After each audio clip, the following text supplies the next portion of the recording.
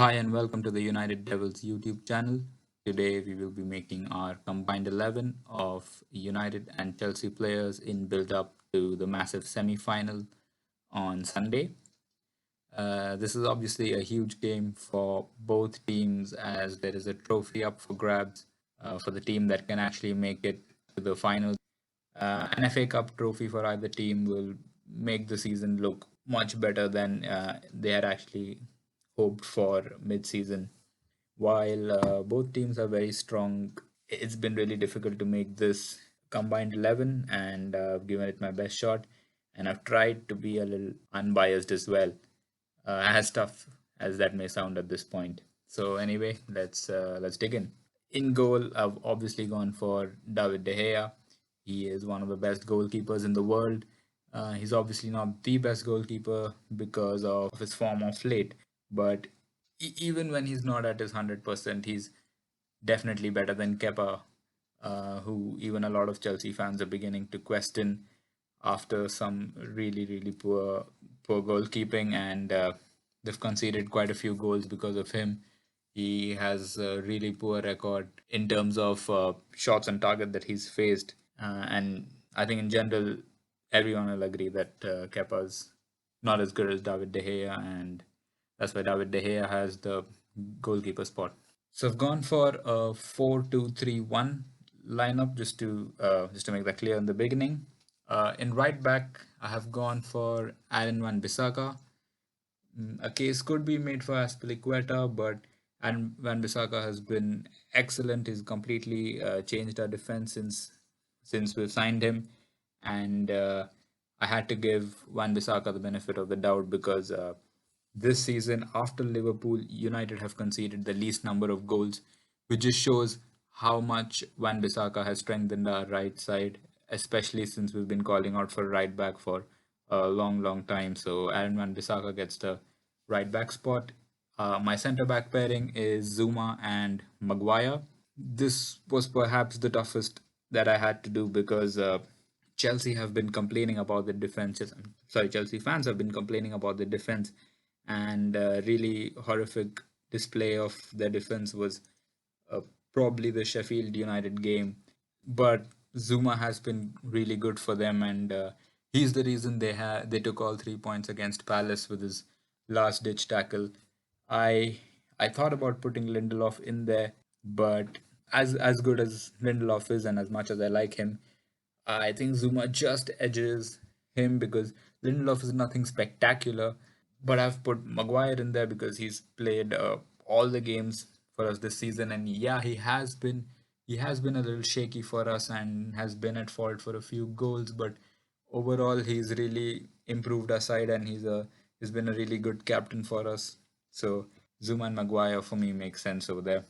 Left back is this might be a controversial take, but I have gone for Marcus Alonso over Luke Shaw. There really isn't a lot to differentiate between the two sides.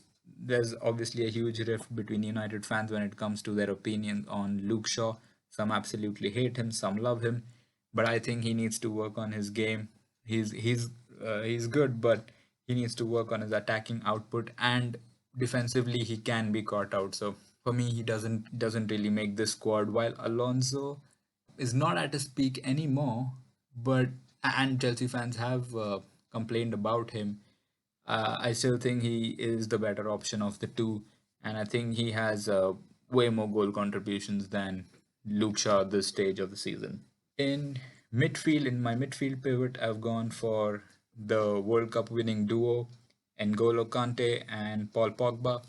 Kante obviously is injured for the game against United on Sunday, but the difference between Kante playing and not playing for Chelsea is quite visible. He's very good at interceptions, and in general he adds a lot of cover uh, to their defensive line.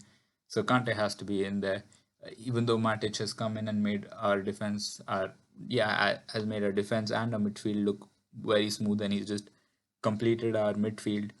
I think Kante edges this one. And as for Paul Pogba, what can you say about Paul Pogba? He walks into most of the squads in the world, Is one of the best midfielders and probably the best midfielder in the world on his day. He still needs to win more to be the best midfielder in the world at the moment, but he definitely is in that bracket.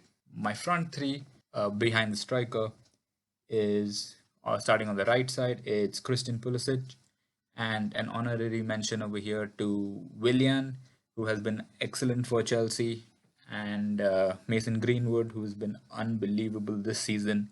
But I think Christian Pulisic gets this one. He has 8 goals and 3 assists in the Premier League this season, and that's a really good record, well, not record, but a really good stat, given that he had a really a kind of shaky start to the Premier League season, and a lot of people started doubting him, and even Frank Lampard benched him. But credit to the Chelsea boss who really revived Christian Pulisic, and now he's an integral part to the Chelsea squad. Next up, Bruno Fernandes, with the man who started our entire turn of form in 2020. Bruno Fernandes has been excellent. He has 7 goals and 7 assists in the Premier League since January. That is unbelievable, and I think he's a shoo-in for this team. There's no debate over that. So the player right behind the striker is Bruno.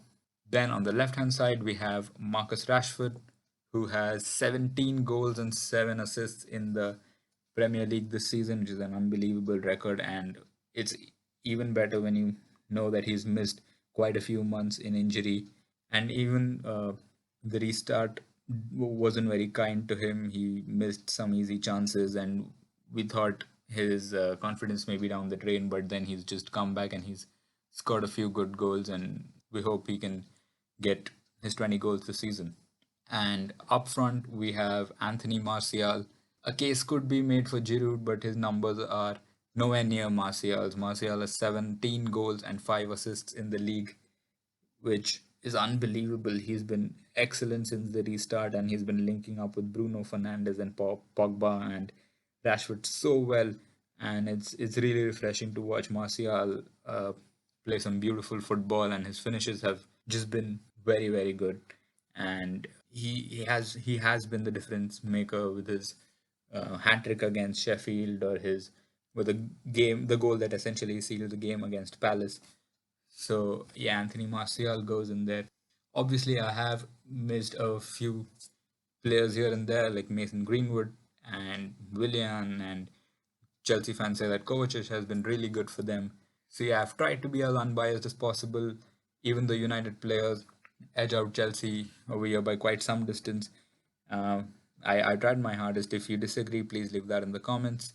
And if there's any other topic that you'd like us to discuss, please let us know in the comments or on Twitter, anywhere. So that's it for this time. Thank you.